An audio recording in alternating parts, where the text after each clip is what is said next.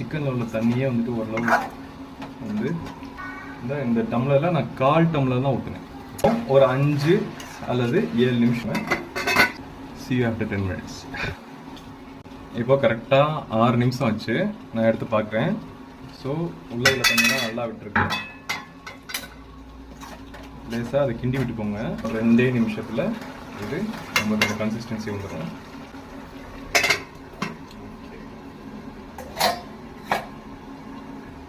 Guys கரெக்டாக ஒரு 2 to 3 minutes கழிச்சு நான் இப்போ ஓப்பன் பண்ண போகிறேன்.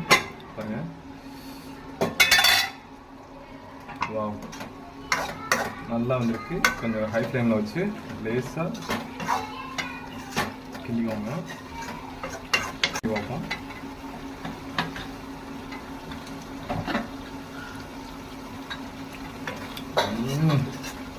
பா, சூப்பராக இருக்கு.